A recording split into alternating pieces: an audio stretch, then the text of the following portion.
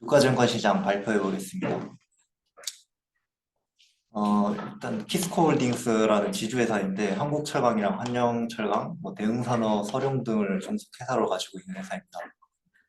제휴제프 같은 경우에는 최근에 이제 매출이랑 영업이익이 늘고 있고, 이 같은 경우에는 철강 산업이 지금 돈을 잘 벌고 있어서 그렇습니다. 소송 등 제기 신청이 있었는데, 최근에 이제 행동주의가 들어갔었는데, 이스트 자산운용에서 국민연금한테 이름받은 자금을 24,507표를 던져가지고 그게 무효를 해야 된다라는 소송을 건 겁니다. 이게 만약에 통과가 된다면은 주주연대에서 이제 감사로 내세운 심혜섭 씨가 감사가 되게 되면서 원래 이제 주주연대에서 하려고 했던 감사분을 이제 넣게 되게 됩니다. 올해 내년 초에 이제 주주총회가 이제 또 열리기 시작할 텐데, 이제 그렇게 되면 연말이 되면 또 행동주의 타깃이 되었던 회사들이나 그런 관련 회사들이 관심을 받을 것으로 예상이 됩니다. 다음으로 이제 삼성 FM리츠라는 회사인데요. 이 회사 같은 경우는 삼성생명이랑 삼성화재가 출자한 회사입니다. 이제 투자자산으로는 강남의 테헤란로에 있는 대치타워랑 중구 세종대로에 있는 S1빌딩을 보유하고 있고요. 매출액 손익구조 30% 변경 공시가 있었습니다. 이거 이유 같은 경우에는 이제 임대료랑 관리비 수익이 또 증가했고, 작년에 S1 빌딩을 취득했는데, 이거 같은 경우에 작년에는 2기 동안 한 2개월 동안만 이 매출액으로 인식이 되는데, 이번 연도에는 3개월치가 다 매출액에 인식이 되어서 그렇습니다. 삼성 계열사들이 임차인으로 들어가기 때문에 공실률 걱정이 좀 어느 정도 리스크가 적고, 이 FN리츠를 통해서 이제 삼성 회사들이 상업용 부동산을 계속 취득하려고 하는 모습을 보이고 있습니다. 감사합니다. 네, 6월 12일 코스닥 발표 시작하겠습니다. KT 서브마린에서 이제 그 계약 공시를 발표했는데요. 원거리 탐지용 음향 센서 수중 설치 그 공급 계약을 체결했다고 합니다. 그래서 계약 금액 166억이고 KT 서브마린의 매출액 대비 약 39% 규모이고 계약 상대방은 LIG 넥스원입니다. 그다음 3기 EV인데요. 여기가 그 자회사인 3기 아메리카에서 그 제3자 배정 유상증자를 이제 실행했는데 3기 EV라는 데서 100% 배정을 받기로 했다고 합니다. 그래서 이 유상증자 금액은 전부 시설자금 123억에 쓰일 예정이고요. 3기 EV는 어떤 회사냐면 전기차 배터리 엔드플레이트 기술을 보유한 회사입니다. 마지막으로 알체라라는 회사인데 여기서 인천공항 스마트패스 2차 사업 그 안면인식 소프트웨어를 납품하고 그리고 기술 지원을 하기로 한 그런 공급 계약을 체결했는데요. 계약 금액은 18억이고 알체라 회사의 매출액 대비 16.56%라고 합니다. 그래서 알체라라는 회사에 대해서 간단히 살펴봤는데 우선 이 회사는 글로벌 수준의 기술력을 가진 회사라고 해요. 그래서 2019년에 이런 미국 국립표준기술연구소에서 어떤 실험을 했는데 오차범위 0.0125%를 기록하면서 기술력을 입증했다고 합니다. 제가 사진은 가져오지 못했는데 이 국내 기업 중에서는 제일 높은 점수를 받은 회사라고 합니다. 그래서 매출을 살펴봤는데 이렇게 18년도부터 꾸준히 증가했어요. 근데 영업이익은 계속 적자를 기록했는데 아마 올해는 이제 작년 대비 2배 넘는 그런 매출액을 기록하면서 영업이익도 이제 적자가 축소되는 그런 컨센을 가지고 있습니다. 그래서 한번 이쪽에 관심 있으신 분들은 한번 이제 유익 있게 살펴보시면 좀 좋을 것 같고요. 여기에 매출 비중을 한번 살펴봤습니다. 안면인식 관련 매출이 37.9%, 그리고 이상 상황 감지가 한 3%, 그리고 데이터 매출이 절반 넘게 차지하고 있는데요. 이 각각 이런 뭐 기술들이라고 합니다. 다 각자 생각하시는 그런 기술이라 생각하시면 되고, 데이터는 인공지능 학습에 필요한 데이터를 취득하고 뭐 정지 작업도 하고, 이제 이런 취득한 데이터를 자칫 인공지능을 학습시키거나 관련 기업에 납품한다고 합니다.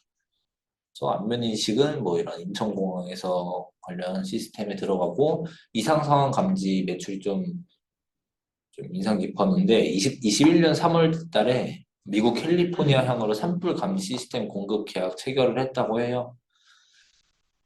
그래서 이것뿐만 아니라 그 네이버에 그 스노우라는 회사가 있는데, 그 다들 아시는 그 스노우 카메라 어플, 거기랑 이제 팔라라는 그런 기업을 함께 만들었습니다.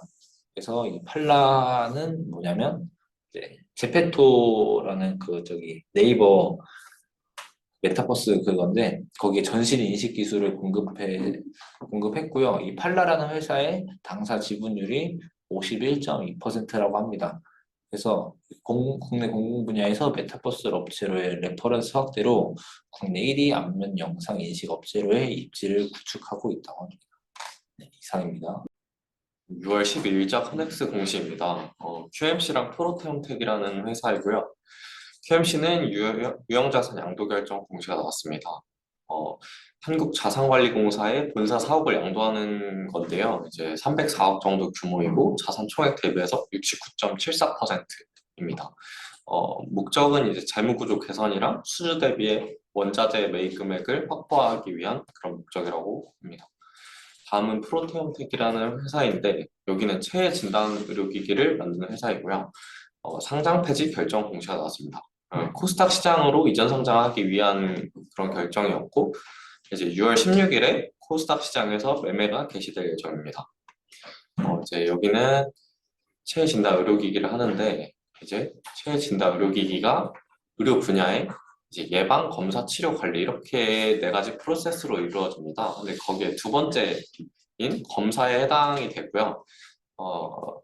그러니까 질환의 특이물질, 그러니까 바이오마커를 다양한 방법으로 분석해서 진단하는 방식인데, 이게 환자에게 부담이 적고 해당 질병에 특화된 방식을 사용할 수 있다는 그런 장점이 있는 그런 방식입니다.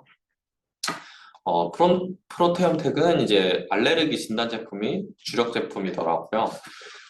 2014년에 이제 국내 시장에 진입을 했고, 2019년에 이제 해외 시장을 개척하기 시작해가지고 현재 해외 49개국 그리고 54개의 거래처를 확보하고 있습니다. 그다음에 시장이 이제 투자 설명서에 좀 나와 있는데, 글로벌 체해 진단기기 시장은 이제 2019년에 655억 달러에서 2030년에 1138억 달러로 이제 연평균 5% 정도 성장할 전망이고요.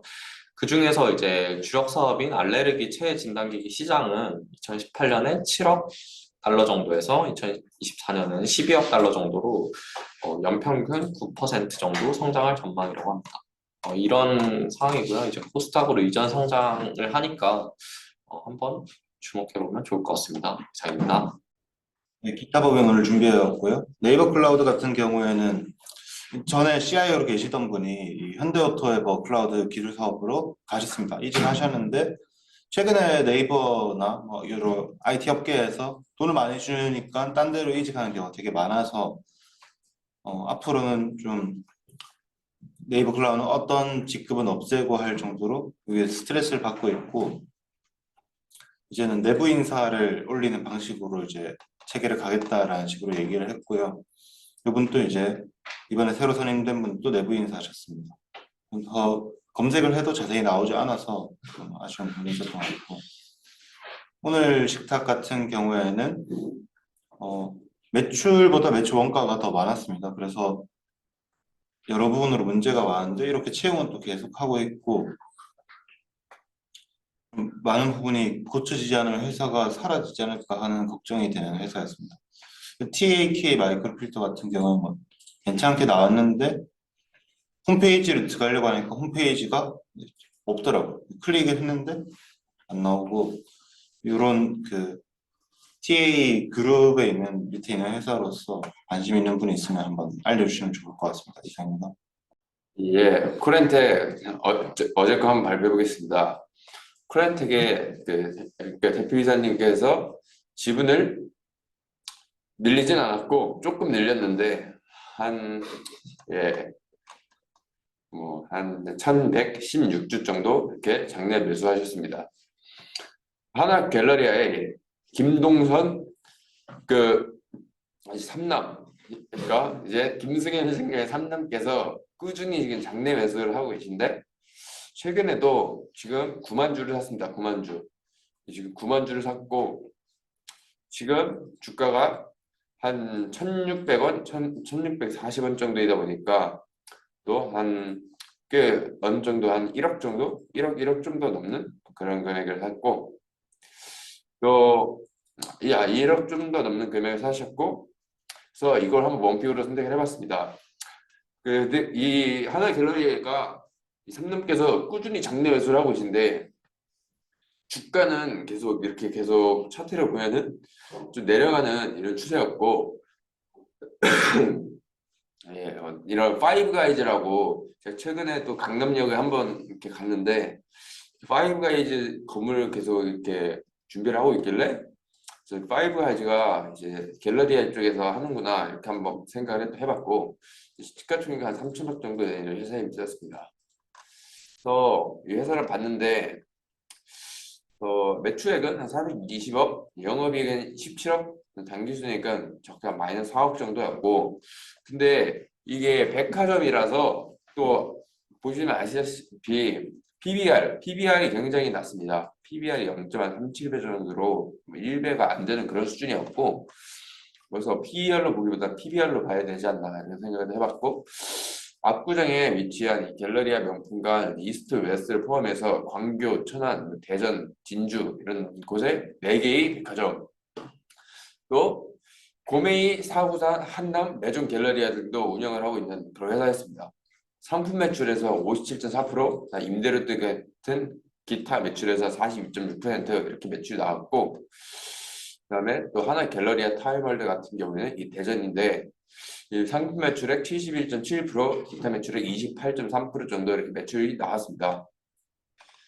네, 이렇게 위치는 이렇게 돼 있고 뭐 그렇습니다. 그래서 이게 참 저도 굉장히 이거를 하나하나 재무제표를 뜯어서 봐야 되지 않나 이렇게 한번 생각을 해봤고 그래서 근데 지금 이 파이브 가이즈라는 이 햄버거가 뭐 잘되면 씩씩버거 약간 이런 느낌이 되겠지만 지금 이 경기가 어려운 이 상황에서 이 맥도날드나 이런 롯데리아 뭐 이런 거에 비해서 굉장히 좀 가격이 좀 비싼 추세라서 뭐 오픈발로 좀 줄은 서겠지만 또 얘네가 앞으로도 뭔가 좀 이 하나 갤러리아의 밸류를 좀 높일 수 있을까? 라는 그런 의문이 한번 들었습니다. 예, 그럼 고려 아이언은 이렇게 최대 주주 소유 변동 신고서가 있었는데요. 예, 보시면 아시다시피 여기 계속 장내 매수를 하고 계십니다. 계속 장내 매수를 하고 계시고 회장님께서 계속 이제 장내 매수를 하고 계십니다. 그래서 최연아 생년월일이 2019년생인데 장내 매수로 계속 주식을 사고 있고 예, 또 2013년생이신 저희 재윤이 형은 이렇게 굉장히 자산가가 되었고 뭐 그런 상황입니다 지금. 그래서 참 이렇게 근데 이 가족이 전체적으로 지금 주식을 사고 있는 상황이 또 어느 정도 좀 매수의 그런 아이디어로도 작용할 수 있지 않을까 이렇게 한번 생각을 해봤습니다. 예, 감사합니다.